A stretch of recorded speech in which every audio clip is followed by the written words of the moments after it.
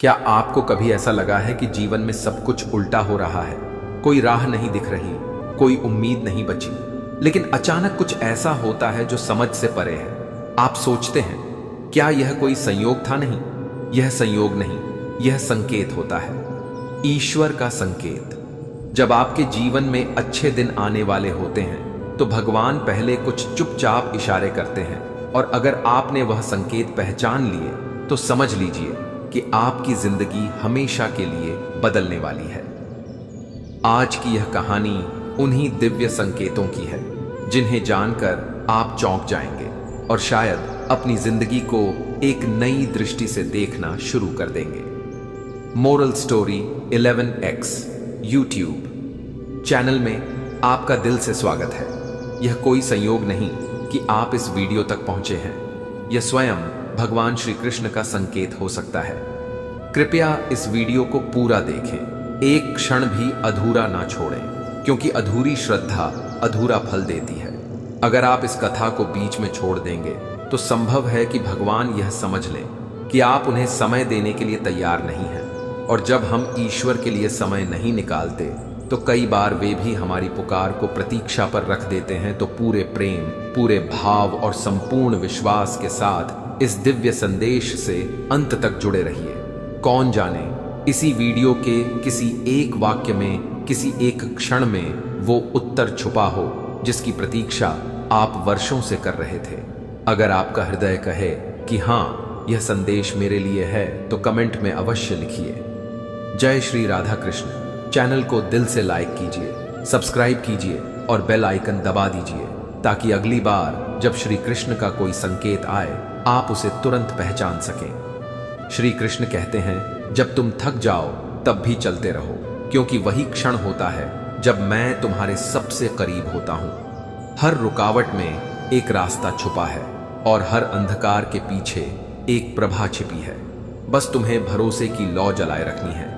आप जहां भी हो, जैसे भी हो, भगवान श्री कृष्ण आप पर, आपके परिवार पर और आपके हृदय पर अपनी कृपा की असीम दृष्टि बनाए रखें। आपका जीवन सुख, शांति, भक्ति और प्रेम से भर जाए, यही हमारी प्रार्थना है, यही श्री कृष्ण से हमारी विनती है। बहुत बार मनुष्य जीवन की सबसे बड़ी गलती यही करता है कि वह सोचता है उसके दुख कभी खत्म नहीं होंगे। जब कठिनाइयां चारों ओर से उसे घेर लेती है तो वह यह मान लेता है कि उसकी किस्मत ही खराब है। लेकिन श्री कृष्ण कहते हैं कि जब दुख अपनी चरम सीमा पर पहुंचता है तो वह संकेत होता है कि अब बदलाव होने वाला है। जैसे रात्रि सबसे अधिक अंधेरी होती है सूर्योदय से ठीक पहले, वैसे ही जीवन का अंधकार भी उजाले के स्वागत में आता है। जब अच्छे दिन आने वाले होते हैं तो भगवान कुछ संकेत जरूर देते हैं, लेकिन यह संकेत बहुत सूक्ष्म होते हैं, जिन्हें देखने के लिए दृष्टि चाहिए और समझने के लिए श्रद्धा। प्रारंभ में ऐसा प्रतीत होता है कि जैसे जीवन और कठिन होता जा रहा है। रोजमर्रा की चीजें बिगड़ने लगती हैं, एक के बाद एक समस्याएं आती हैं। रिश्तों में टकराव, काम में बाधाएं, शरीर में थकान, हर क्षेत्र में बिखराव का अनुभव होता है। और यहीं से आरंभ होता है भगवान का पहला संकेत, टूटना। श्री कृष्ण कहते हैं कि जब तक मिट्टी को तोड़ा नहीं जाएगा तब तक उसमें नया बीज नहीं बोया जा सकता। जब तक पुराना ढांचा गिराया नहीं जाएगा तब तक नया महल खड़ा नहीं हो सकता। इसलिए यदि तुम्हारा जीवन टूट रहा है तो घबराओ मत। यह संकेत है कि परमात्मा उसमें कुछ नया, कुछ दिव्य बनाने वाले हैं। लोग अक्सर पूछते हैं, भगवान हमारे साथ ऐसा क्यों करते हैं? लेकिन वे यह नहीं समझते कि वह तो तुम्हें तैयार कर रहे हैं। कोई भी कुम्हार जब एक माटी के पात्र को सुंदर रूप देना चाहता है तो सबसे पहले उस मिट्टी को गूंथता है, पीटता है, उसकी कोमलता को समाप्त करता है, फिर उसे चाक पर घुमाता है, उसकी दिशा बदलता है, फिर आग में पकाता है, तब कहीं जाकर वह एक उपयोगी बर्तन बनता है। ऐसे ही जीवन का चाक जब तेजी से घूमता है, जब हर ओर से पीड़ा आती है, तब समझो कि अच्छे दिन अब पास हैं। दूसरा संकेत जो भगवान देते हैं वह है अकेलापन। जो लोग कभी साथ थे वे दूर होने लगते हैं। जिन्हें हम अपना मानते थे वे हमसे किनारा करने लगते हैं। यह ईश्वर का दूसरा इशारा होता है कि अब तुम्हें दूसरों के सहारे की नहीं, स्वयं की शक्ति की आवश्यकता है। श्री कृष्ण कहते हैं, जब तक मनुष्य दूसरों पर निर्भर रहेगा तब तक वह अपने भीतर के विराट स्वरूप को नहीं जान सकेगा। अकेलापन तुम्हारे भीतर छुपे सामर्थ्य को जगाने का माध्यम है। जब लोग दूर चले जाते हैं तब भगवान तुम्हारे और करीब आ जाते हैं। इसलिए जब तुम देखो कि तुम्हारे चारों ओर शांति है, सन्नाटा है, तो यह मत समझो कि तुम अकेले हो, समझो कि ईश्वर तुम्हें बुला रहे हैं। तीसरा संकेत है अचानक मिलती चेतावनी। जब अच्छे दिन पास आते हैं तो हमें हमारी पुरानी गलतियों का एहसास अचानक और बहुत तीव्रता से होता है। कभी सपने में, कभी किसी साधु की वाणी में, कभी किसी शास्त्र के वचन में, कभी किसी वृद्ध की बातों में एक झटका सा लगता है जो कहता है कि अब तुम्हें बदलना चाहिए। यह चेतावनी दरअसल ईश्वर का न्योता होती है। अपने आप को सुधारो, क्योंकि तुम्हारा नया जीवन अब प्रारंभ होने वाला है। यह संकेत कड़वे हो सकते हैं, पर इनका उद्देश्य हमेशा मीठा होता है। चौथा संकेत है भीतर की बेचैनी। जब अच्छे दिन आने वाले होते हैं तो आत्मा में एक प्रकार की हलचल आरंभ होती है। व्यक्ति को समझ नहीं आता कि वह अचानक इतना व्याकुल क्यों है, उसे किसी चीज की तलाश क्यों है। वह सब कुछ होते हुए भी अधूरा महसूस करता है। दरअसल यह उसकी आत्मा का पुकार होती है, अब जागो, अब समय है। श्री कृष्ण गीता में कहते हैं, उरेदात्मनात्मानम नात्मान वसादयत, अर्थात स्वयं अपने को ऊपर उठाओ। जब आत्मा खुद तुम्हें झकझोरती है तब जान लो कि एक बड़ा परिवर्तन तुम्हारे द्वार पर खड़ा है। पांचवा संकेत है प्रकृति का बदलाव। भगवान जब तुम्हारे जीवन में शुभ बदलाव लाने वाले होते हैं तो कभी कभी प्रकृति भी उसका साथ देने लगती है। अचानक मौसम तुम्हारे मूड को बदल देता है। पक्षियों की आवाज कुछ विशेष लगने लगती है। सूर्यास्त और सूर्योदय में नई अनुभूति होती है। यह सब संकेत हैं कि तुम्हारे चारों ओर की ऊर्जा बदल रही है। ब्रह्मांड तुम्हारे पक्ष में कार्य कर रहा है।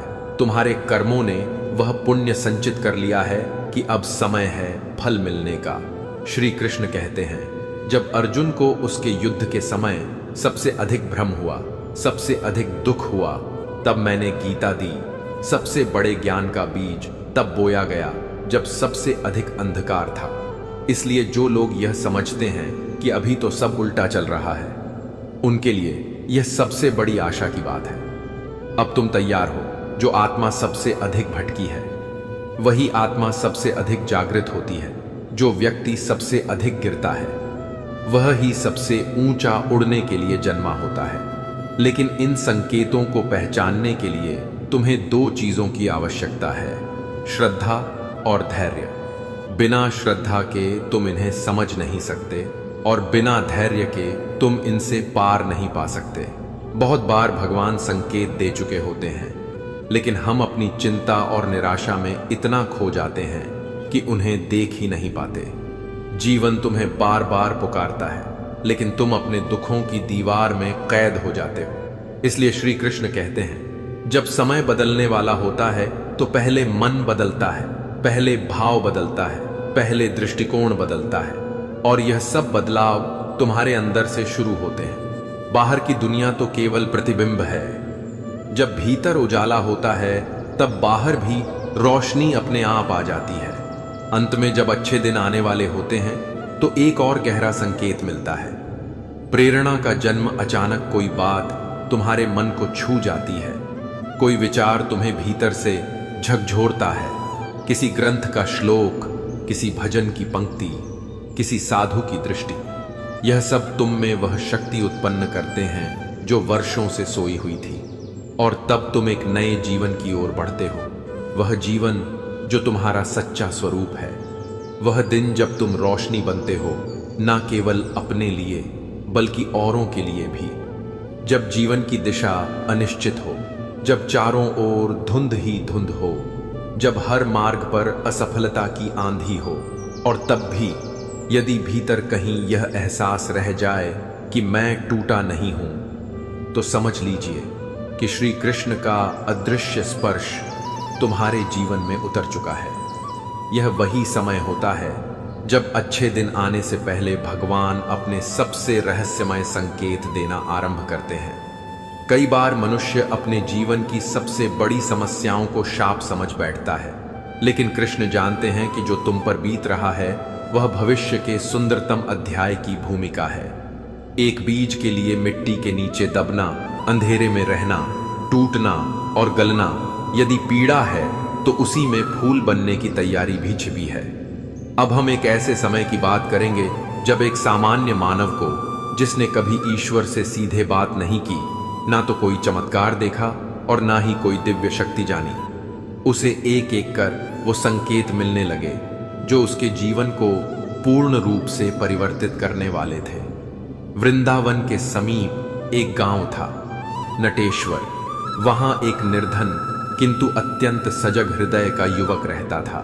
नाम था मनहर। मनहर ने अपने जीवन में बचपन से ही संघर्ष देखा था। पिता एक साधारण गाय चराने वाले थे और माता मंदिर में फूल चढ़ाने का कार्य करती थी।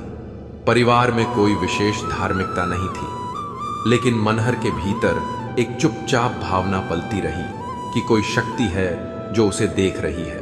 एक दिन जब वर्षा बहुत तेज हो रही थी और घर की छत टपक रही थी, मनहर ने अपने कोने में बैठकर कहा, हे प्रभु, क्या आप मेरे लिए कुछ भी नहीं कर सकते? उसके इस मासूम प्रश्न ने आकाश में एक लहर सी उठा दी। उसी रात उसने एक स्वप्न देखा। श्री कृष्ण ध्यान में बैठे हैं, कुछ नहीं बोलते, केवल उसकी ओर देख रहे हैं। उनकी दृष्टि में ना क्रोध था ना मुस्कान, केवल प्रतीक्षा थी। वह उठ बैठा, हांफते हुए पसीने से भीगा हुआ, और उस रात से उसके जीवन में छोटे छोटे संकेत आने लगे। पहला संकेत यह था कि गांव में जो लोग उसे तिरस्कार से देखते थे, अचानक वे उससे विनम्रता से बात करने लगे। उसका स्वभाव पहले ही शांत था, पर अब उसमें एक आत्मविश्वास आ गया जो उसने स्वयं भी महसूस नहीं किया। वह किसी को दोष नहीं देता था और ना ही स्वयं को कोसता। वह बस अपने दिनचर्या में लगा रहा। सुबह गायों को चारा देना, दोपहर को मां की सहायता करना और रात्रि में चुपचाप बैठकर प्रभु का नाम लेना। एक दिन गांव में एक वृद्ध ब्राह्मण आया जो वर्षों से तीर्थ यात्रा कर रहा था। उसने लोगों से केवल एक प्रश्न पूछा, क्या इस गांव में कोई ऐसा युवक है जो बिना किसी मांग के सेवा करता हो? लोगों ने मनहर का नाम लिया। ब्राह्मण ने उसके पास जाकर केवल एक बात कही, जो बिना मांगे देता है उसी को भगवान सब कुछ दे देते हैं, और वह चला गया। यह दूसरा संकेत था। मनहर को समझ में नहीं आया कि यह क्या था, लेकिन वह भीतर से हिला नहीं, बस थोड़ा अधिक निश्चिंत हो गया। तीसरे संकेत की शुरुआत तब हुई जब एक दिन गांव के मंदिर का मुख्य पुजारी बीमार पड़ गया। कोई तैयार नहीं था उसकी जगह लेने के लिए। गांव के प्रमुखों ने आपस में सलाह की और मनहर का नाम आया। बिना किसी विशेष शिक्षा के, केवल अपनी श्रद्धा और शुद्धता के कारण उसे मंदिर का अस्थायी सेवक बना दिया गया। श्री कृष्ण के चरणों में बैठना, दीपक जलाना, तुलसी अर्पण करना, यह सब मनहर के लिए मानो जैसे जीवन की पूर्णता थी। लेकिन उसे पता नहीं था कि इसके माध्यम से श्री कृष्ण उसकी परीक्षा ले रहे थे। अब उसका जीवन बदलने लगा। मंदिर में आने वाले कई लोग उसे देखकर अद्भुत शांति अनुभव करने लगे। एक वृद्धा तो रो पड़ी और बोली, बेटा, मैं यहाँ वर्षों से आती रही, लेकिन आज पहली बार मुझे लगा कि श्री कृष्ण यहीं हैं। यह चौथा संकेत था। जब लोग तुम्हारे माध्यम से प्रभु को देखने लगे तो समझो कि प्रभु तुम्हारे भीतर निवास कर रहे हैं। अब उसके जीवन में सबसे बड़ा संकेत आया, एक अपार दुख। उसकी माता एक दिन अचानक बीमार पड़ी और कुछ ही दिनों में उनका देहांत हो गया। यह आघात उसके लिए असहनीय था। वह दिन भर मंदिर में बैठा रहा, आंखों से आंसू बहते रहे, लेकिन उसने एक भी शिकायत नहीं की। केवल इतना कहा, हे कृष्ण, यदि यह भी तुम्हारी इच्छा है तो मैं इसे भी वंदन करता हूं। यही वह क्षण था जब श्री कृष्ण ने अपना सच्चा संकेत दिया। मंदिर के मुख्य पुजारी ने मनहर को बुलाया और कहा, बेटा, मैं अब और सेवा नहीं कर सकता। भगवान ने मेरे स्वप्न में आकर कहा है कि अब तुम ही उनके सेवक हो। अब यह मंदिर तुम्हारे हाथों में है। मन हर स्तब्ध रह गया। वह स्वयं को योग्य नहीं मानता था, लेकिन पुजारी ने उसे आशीर्वाद दिया और कहा, जो योग्य होता है वह कभी स्वयं को योग्य नहीं मानता। और वहां से मनहर का जीवन एक प्रकाश बन गया। उसके दर्शन को दूर दूर से लोग आने लगे। लोग उसके हाथों से तुलसी लेना पुण्य मानते थे। उसके द्वारा बोली गई गीता की पंक्तियां लोगों के जीवन में बदलाव लाने लगी। अब जो कभी टूटा हुआ, असहाय और अनजान युवक था, वही अब श्री कृष्ण का संदेश वाहक बन चुका था। यह सब श्री कृष्ण के उन अदृश्य संकेतों का परिणाम था जो उन्होंने क्रमशः दिए। पहले टूटन, फिर अकेलापन, फिर निस्वार्थ सेवा, फिर प्रेरणा, फिर परीक्षा और अंततः ईश्वरीय कृपा। जब भी तुम्हारे जीवन में एक के बाद एक घटनाएं घटे, जब तुम्हें लगे कि सब कुछ अजीब हो रहा है, तब रुक कर देखो, सोचो, शायद वह श्री कृष्ण ही है जो तुम्हें छू कर जा रहे हैं। उनकी शैली कभी प्रत्यक्ष नहीं होती। वह चुपचाप तुम्हारा मार्ग बदल देते हैं, तुम्हारे भीतर की शक्ति को जगाते हैं और तुम्हें तुम्हारे ही असली स्वरूप से परिचित करा देते हैं। इस भाग का सार यही है, जब तुम्हारे जीवन में बदलाव शुरू हो और तुम देखो कि तुम पहले जैसे नहीं रहे, तो घबराओ मत। श्री कृष्ण तुम्हारे भीतर उतर चुके हैं। अब जो होगा वह तुम्हारे लिए नहीं, उनके लिए होगा। और जो भी कार्य भगवान के लिए होता है, उसमें असफलता की कोई संभावना नहीं। जब जीवन की धारा सामान्य हो और फिर अचानक उसमें ऐसे मोड़ आ जाए जो तर्क से परे हो, तो समझ लेना चाहिए कि अब प्रभु ने तुम्हारे भाग्य में हस्तक्षेप करना आरंभ कर दिया है। ऐसे चमत्कार जिन्हें विज्ञान और बुद्धि समझ नहीं पाते, वे संकेत हैं कि अच्छे दिन अब दूर नहीं है। क्योंकि जब ईश्वर स्वयं तुम्हारी कहानी में उतरते हैं, तो पहले वह उसे उलझाते हैं, फिर उसका ताना बाना ऐसे बुनते हैं कि अंत में जो होता है वह दिव्य होता है। अब इस भाग में हम उस द्वार में प्रवेश करेंगे जब श्री कृष्ण स्वयं संकेत देने लगते हैं। ऐसे संकेत जो किसी सामान्य घटनाओं की तरह दिखते हैं, लेकिन जिनका प्रभाव जीवन को नए आयाम दे देता है। चलो एक ऐसे व्यक्ति की कहानी से आरंभ करें जो कभी नहीं मानता था कि भगवान चमत्कार करते हैं। उसका नाम था विपुल। विपुल एक पढ़ा लिखा, अत्यंत यथार्थवादी युवक था जो अपने जीवन में कर्म को ही सब कुछ मानता था।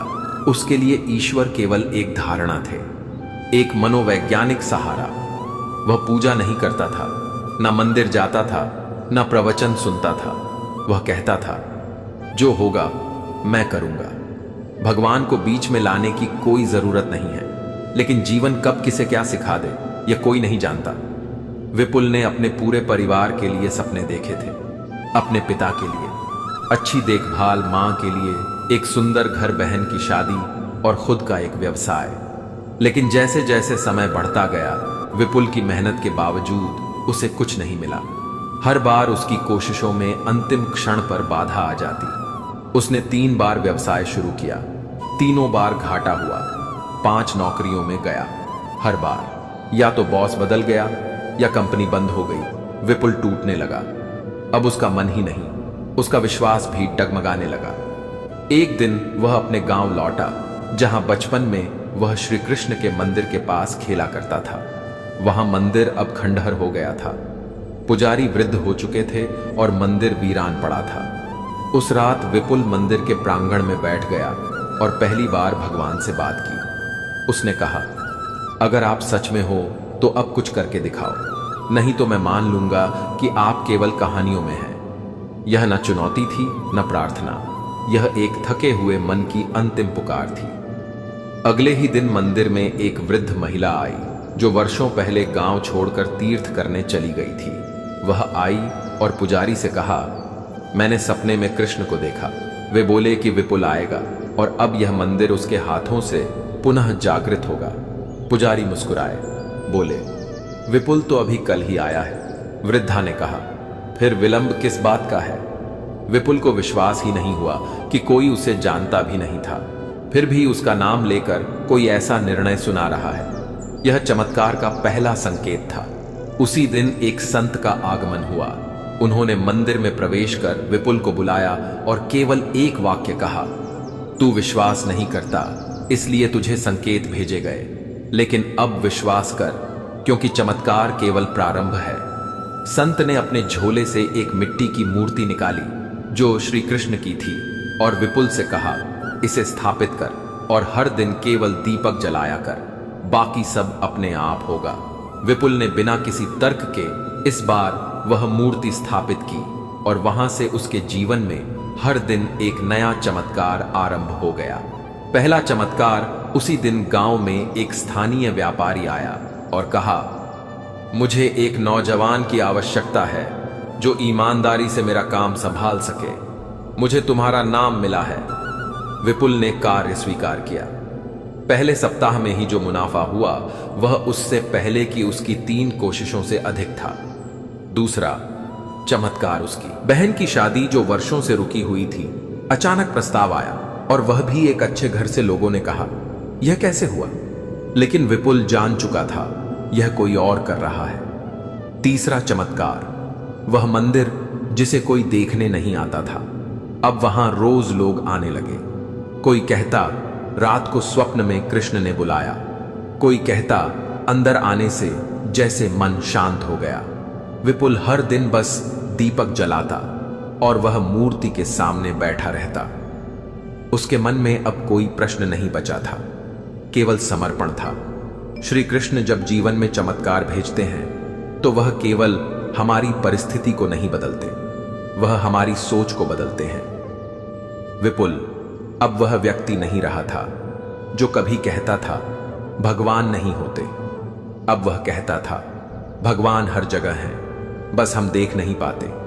यह जीवन की वह गहराई है जहां संकेत केवल भावना नहीं रह जाते, वे दृश्य बन जाते हैं। श्री कृष्ण जब किसी भक्त को अपने आने वाले अच्छे समय की झलक देना चाहते हैं तो पहले उसके अहंकार को तोड़ते हैं, फिर उसकी आत्मा को खोलते हैं और फिर उसमें चमत्कारों की वर्षा करते हैं। इन चमत्कारों को पहचानने के लिए बाहरी आंखों की नहीं बल्कि अंतर्दृष्टि की आवश्यकता होती है, और यह अंतर्दृष्टि तब आती है जब हम प्रश्न करना बंद करके स्वीकार करना शुरू करते हैं।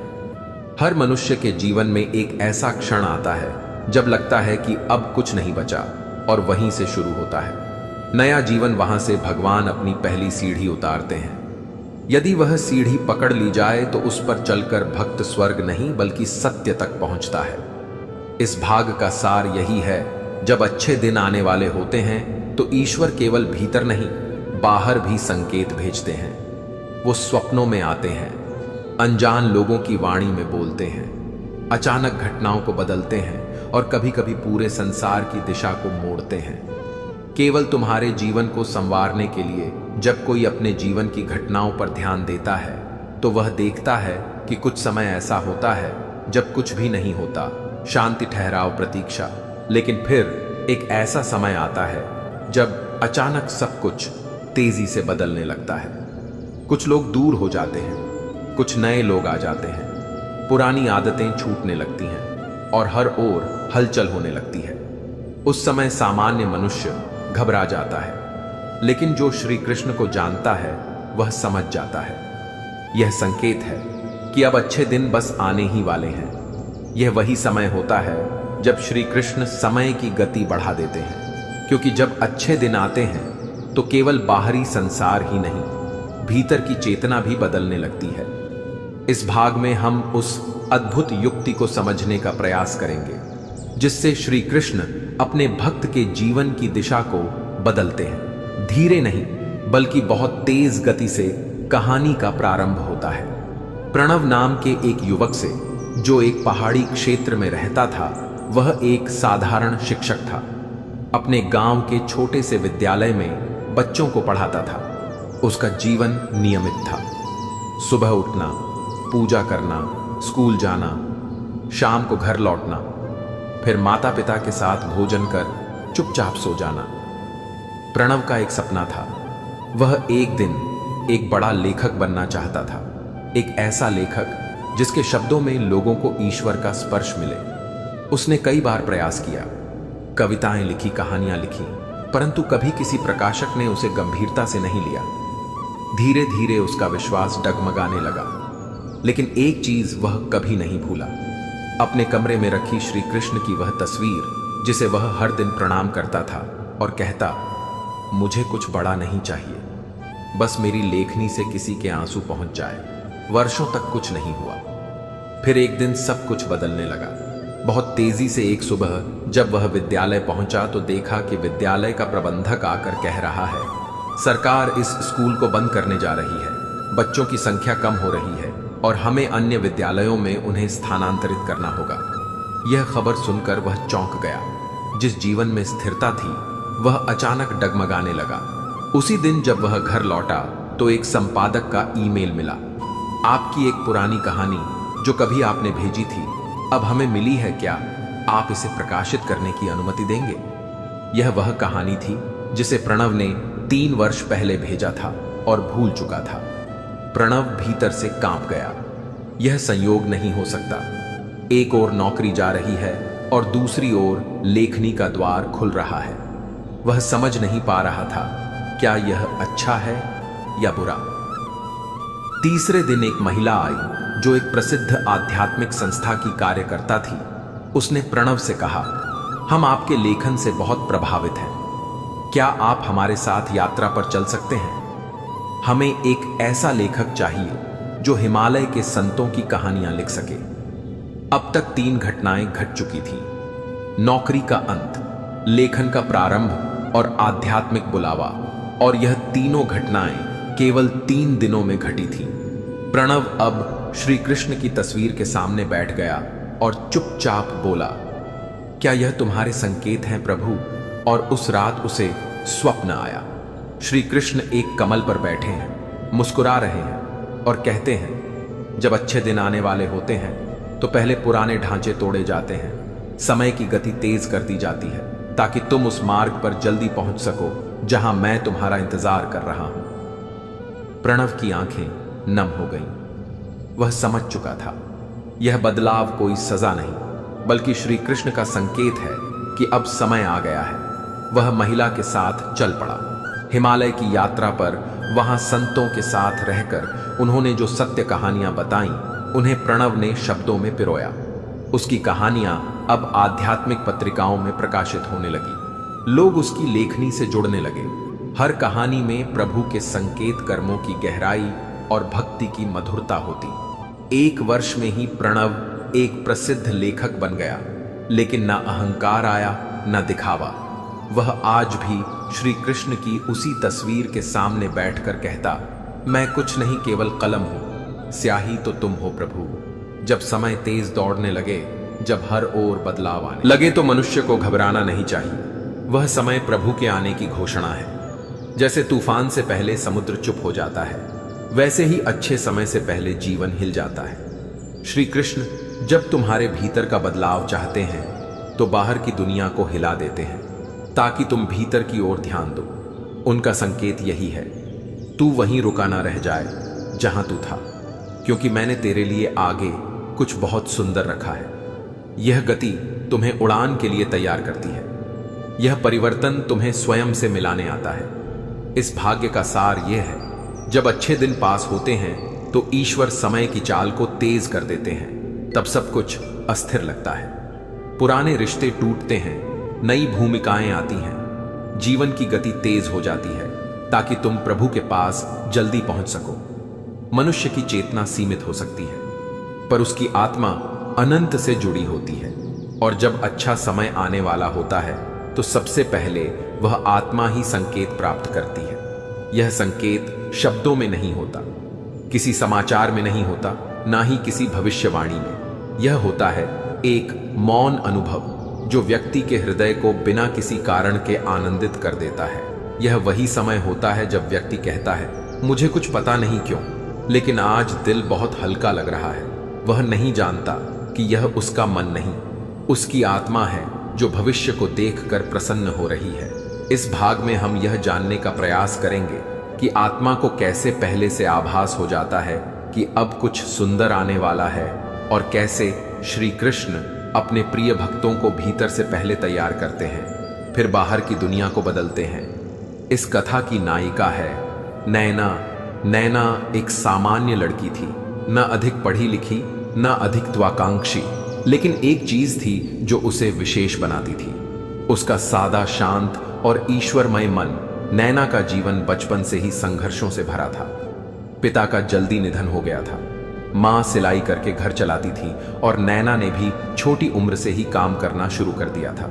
लेकिन इन संघर्षों ने उसके भीतर कोई कटुता नहीं भरी, बल्कि उसने ईश्वर से रिश्ता बना लिया। उसका विश्वास था, प्रभु सब जानते हैं, बस धैर्य रखना चाहिए। एक दिन की बात है, सुबह सुबह नैना का मन अत्यंत शांत और प्रसन्न था। उसने माँ से कहा, मुझे नहीं पता क्यों, पर आज भीतर से बहुत आनंद आ रहा है। माँ ने मुस्कुराकर कहा, जब आत्मा प्रसन्न हो तो समझो कुछ अच्छा आने वाला है। वास्तव में नैना की आत्मा पहले से जान चुकी थी कि जीवन में अब एक नया अध्याय शुरू होने वाला है, और यही वह संकेत है जो प्रभु पहले अपने सच्चे भक्तों को देते हैं। नैना उस दिन मंदिर गई। वहां उसकी मुलाकात एक वृद्ध महिला से हुई, जिन्होंने कहा, बेटी मुझे नहीं पता क्यों, पर तुम्हारा चेहरा देखकर लगता है जैसे प्रभु ने तुम्हें किसी कार्य के लिए चुना है। नैना ने सिर झुका लिया। अगले दिन उसे एक फोन आया। एक स्थानीय एनजीओ ने उसे एक छोटी सी लाइब्रेरी में सहायक की नौकरी दी। वहां उसका कार्य था छोटे बच्चों को किताबें पढ़ाना, उन्हें कहानी सुनाना। नैना को पढ़ने पढ़ाने में पहले से ही रुचि थी और यह नौकरी मानो उसके लिए ही बनी थी। वहां उसने कुछ कहानियां खुद लिखना शुरू किया। ईश्वर करुणा मां बेटी के संबंध, आत्मा और प्रेम पर उन कहानियों को पढ़कर बच्चे मंत्रमुग्ध हो जाते।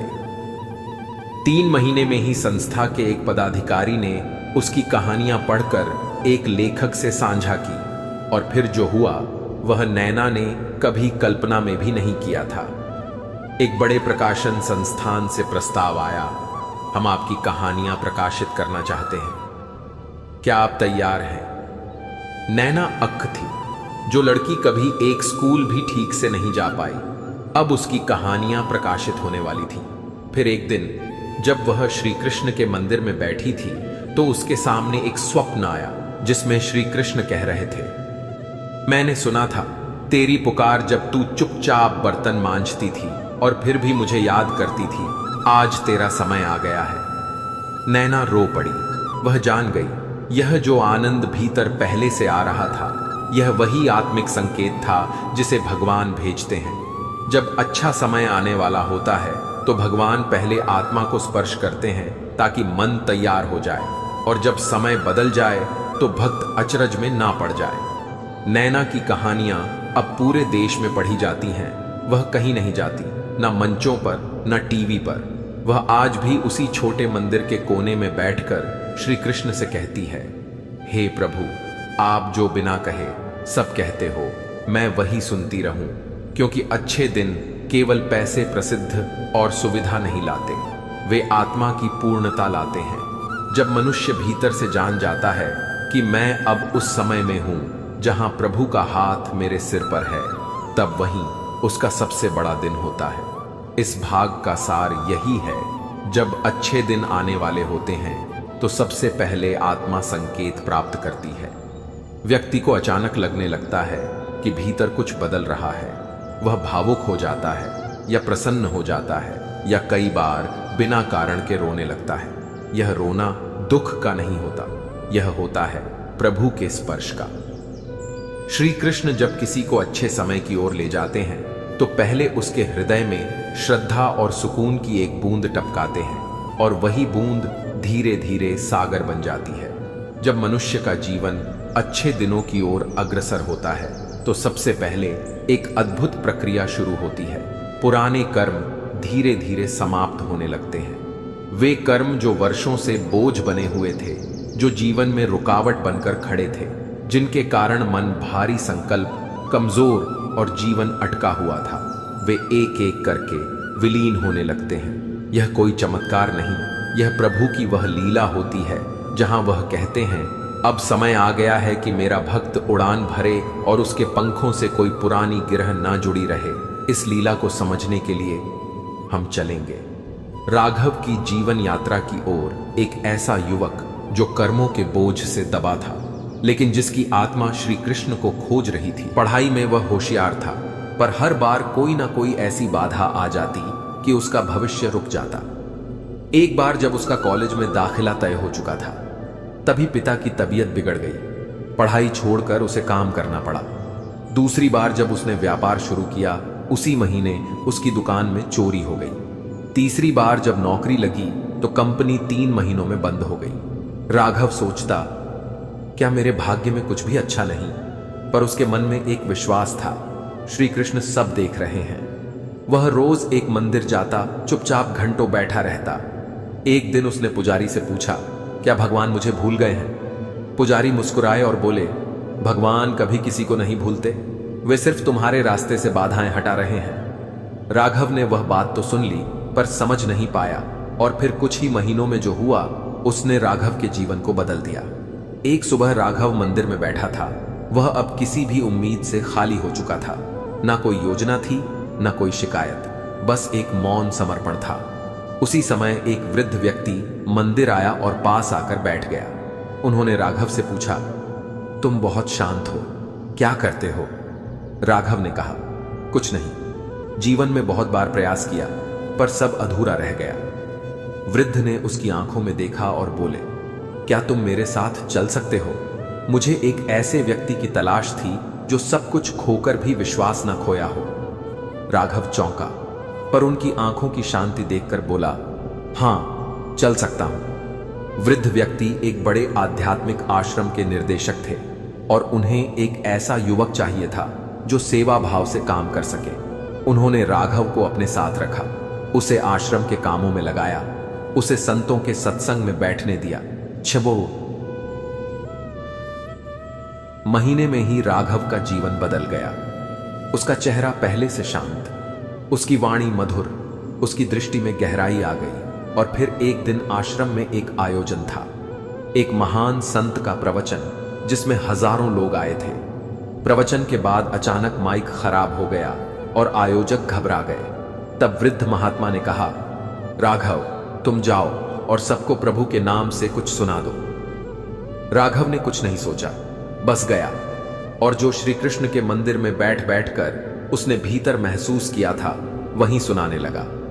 उसकी वाणी में करुणा थी, शब्दों में सच्चाई और आवाज में कृष्ण का नाम। हजारों लोग मौन सुनते रहे। उसी दिन एक बड़े आध्यात्मिक चैनल ने उसे आमंत्रित किया, आप हमारे साथ जुड़िए, हम चाहते हैं कि आप हर सप्ताह प्रभु के नाम पर बोले। राघव का जीवन उस क्षण से बदल गया, लेकिन सबसे अद्भुत बात यह थी कि इस बदलाव से पहले ही उसके जीवन की सारी पुरानी समस्याएं, कर्ज, मुकदमे, रिश्तेदारों की दुश्मनी, मन की अशांति, सब धीरे धीरे ऐसे समाप्त होने लगी जैसे पतझड़ में पत्ते झड़ते हैं। वह सोचता, मैंने तो कुछ किया ही नहीं, सब खुद ब खुद होता गया।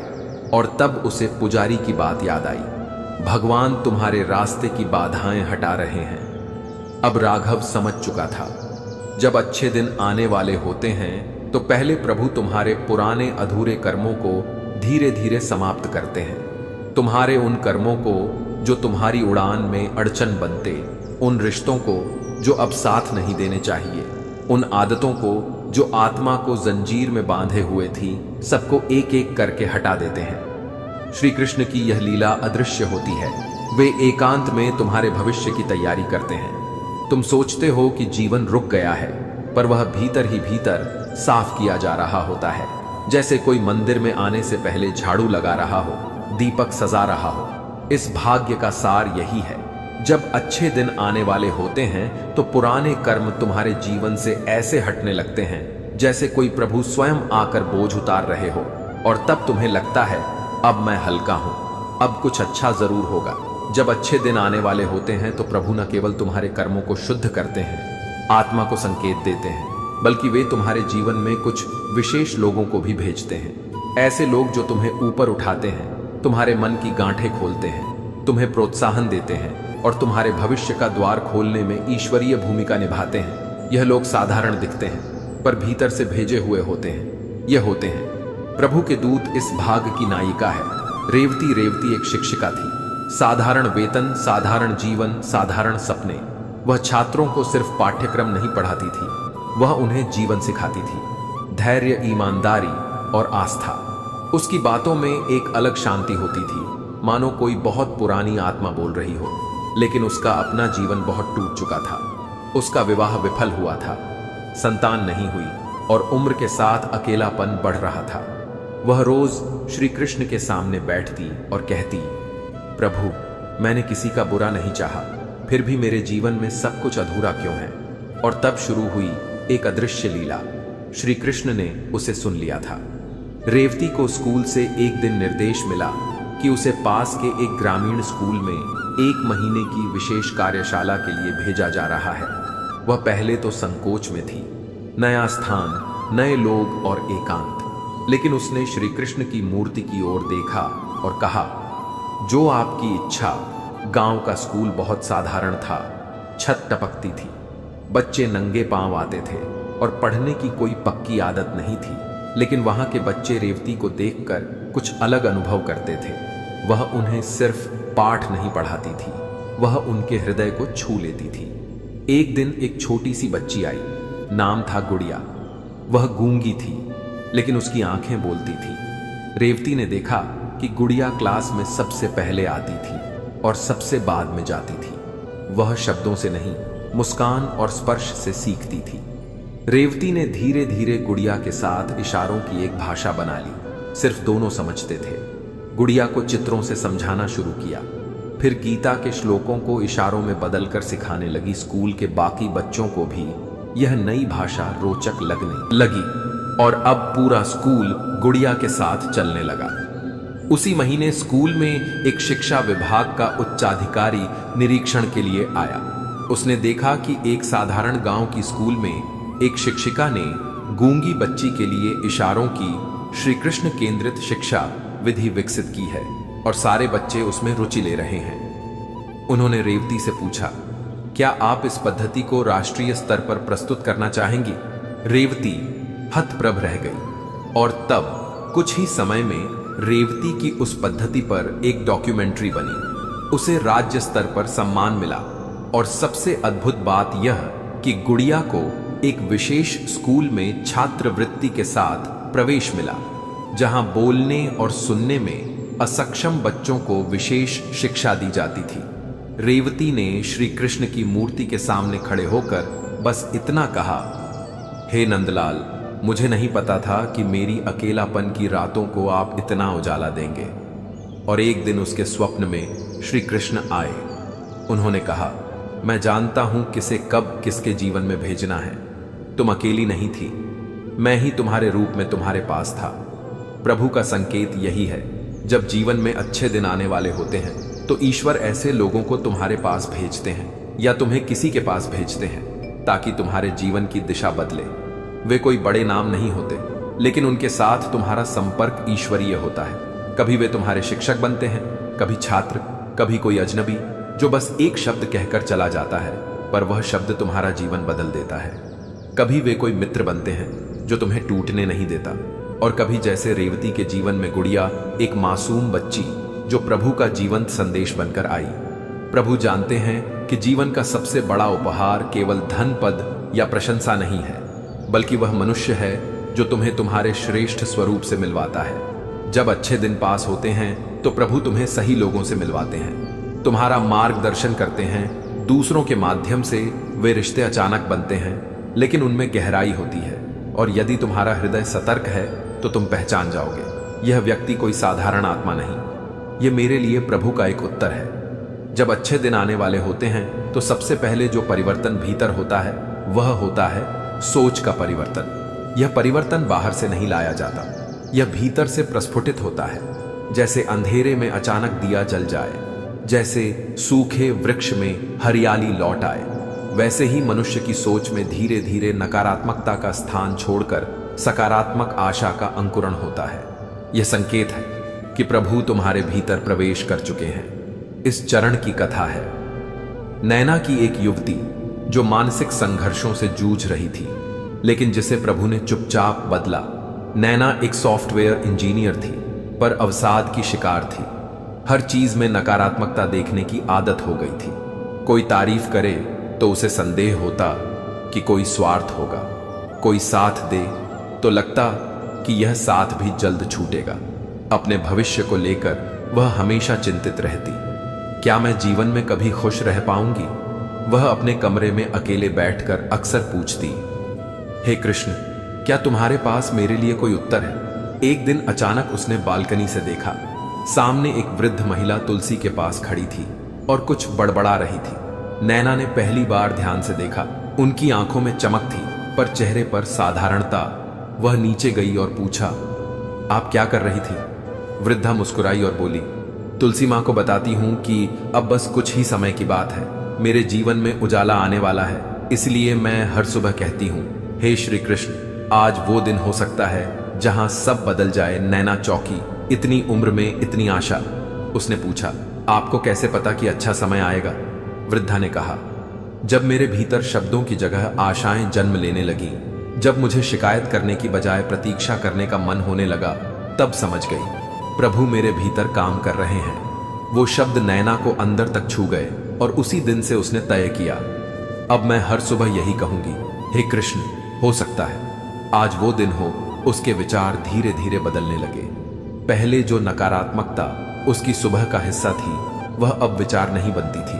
वह अब हर परिस्थिति को देखने लगी एक संकेत के रूप में कि शायद यह भी श्री कृष्ण की कोई व्यवस्था हो। एक सप्ताह बाद ही उसके जीवन में छोटे छोटे परिवर्तन होने लगे। जिस प्रोजेक्ट में वह पिछड़ रही थी, उसमें सहकर्मी ने अनायास सहायता की। ऑफिस में जिसे वह क्रोधित और कटु स्वभाव का मानती थी, वह व्यक्ति एक दिन उसके स्वास्थ्य की चिंता करते हुए चाय लेकर आया।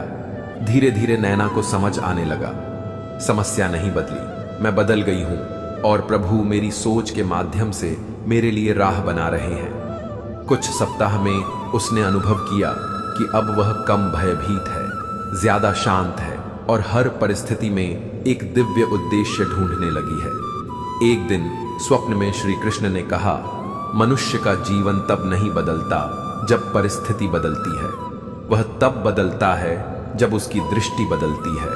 और जब मैं तुम्हारे मन में नकारात्मकता से सकारात्मकता का दीप जलाता हूं, तब समझ लो अब तुम्हारे जीवन में रोशनी आने वाली है। जब अच्छे दिन पास आते हैं तो प्रभु सबसे पहले तुम्हारी सोच बदलते हैं। नकारात्मकता खुद ब खुद मिटने लगती है।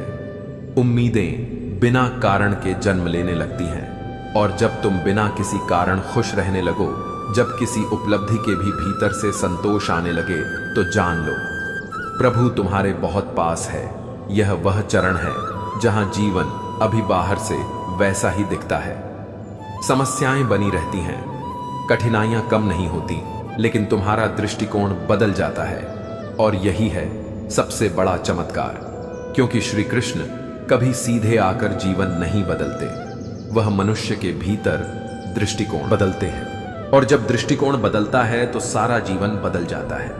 अक्सर जीवन में हम कोशिश करते हैं, भागते हैं, योजनाएं बनाते हैं, फिर भी लगता है कि सभी दरवाजे बंद हैं, कोई रास्ता नहीं खुलता, कोई अवसर सामने नहीं आता और हम ठहर जाते हैं, थके हुए टूटी उम्मीदों के साथ।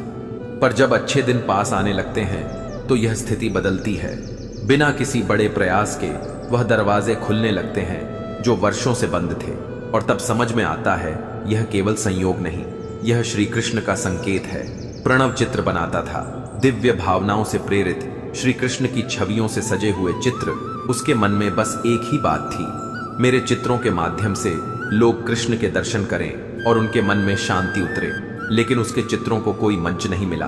वह गली गली घूमता, प्रदर्शनियों में आवेदन करता, लेकिन हर बार जवाब एक ही मिलता, आपका काम अच्छा है लेकिन बाजार में बिकाऊ नहीं है। वह निराश नहीं हुआ, हर दिन चित्र बनाता और मंदिरों में जाकर उन्हें चुपचाप किसी को भेंट कर देता। उसके मन में शिकायत नहीं थी, केवल समर्पण था। वह अक्सर श्री कृष्ण की मूर्ति के सामने बैठकर कहता, हे नंदलाल, आप ही मेरा दर्शक बन जाइए, बाकी दुनिया अगर ना भी देखे तो भी मुझे दो हक नहीं। और तब श्री कृष्ण ने अपना संकेत भेजा। वो द्वार जो प्रणव ने कभी खटखटाया ही नहीं, वह अपने आप खुलने लगा। एक दिन मंदिर में जब उसने एक चित्र भेंट किया जिसमें श्री कृष्ण रथ पर अर्जुन को गीता का उपदेश दे रहे थे, तब वहीं एक विदेशी पर्यटक खड़ा था। वह चित्र देखकर भाव विभोर हो गया। उसने तुरंत उस चित्र की तस्वीर ली और कहा, मैं इसे अपने आध्यात्मिक संग्रहालय में भेजना चाहता हूं। प्रणव हंसते हुए बोला, यह चित्र आपका हो गया, लेकिन मैं कोई बड़ा कलाकार नहीं हूं। उस विदेशी व्यक्ति ने कहा, मैं कोई बड़ा संग्रहकर्ता नहीं हूं, पर मुझे इस चित्र में ईश्वर की उपस्थिति महसूस हुई। मैं इसे आगे बढ़ाना चाहता हूं। कुछ ही सप्ताह में उस चित्र की ऑनलाइन प्रदर्शनी हुई, जिसमें विश्व भर के लोगों ने रुचि दिखाई, और फिर एक नामी भारतीय आर्ट गैलरी ने प्रणव को आमंत्रित किया। उन्होंने कहा, हमें आपके और चित्र चाहिए जो केवल आर्ट नहीं, आत्मा से जुड़े हो। प्रणव उस दिन रो पड़ा। उसने श्री कृष्ण के सामने कहा, मुझे पता ही नहीं चला कब आप मेरे लिए रास्ते बना रहे थे। मैंने तो बस आपको समर्पित किया था। यह जीवन का सबसे अद्भुत संकेत है। जब अच्छे दिन आने वाले होते हैं तो वह दरवाजे खुलते हैं जिनके बारे में हमने सोचा भी नहीं था, और यह दरवाजे हमारे बल या बुद्धि से नहीं खुलते, यह खोलते हैं जब हमारी आशा, निष्ठा और समर्पण श्री कृष्ण तक पहुंचती है।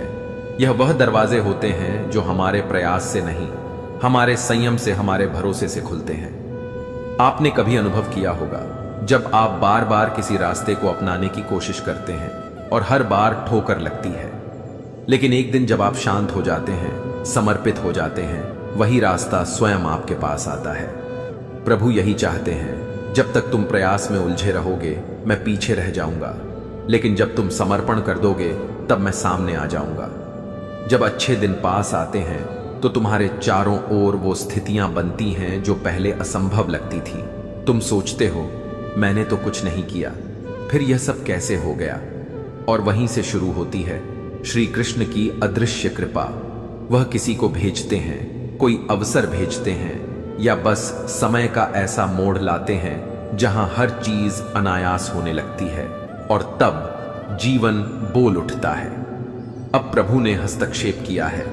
जब अच्छे दिन आने वाले होते हैं तब पहले संकेत मिलते हैं। मन बदलता है, लोग बदलते हैं, अवसर बनते हैं, सोच निर्मल होती है और जीवन की दिशा धीरे धीरे बदलती है। लेकिन फिर आता है एक ऐसा क्षण जब संकेतों की आवश्यकता नहीं रह जाती, जब संशय मिट जाते हैं, जब आंखों से नहीं हृदय से दर्शन होते हैं, तब प्रभु स्वयं प्रकट होते हैं।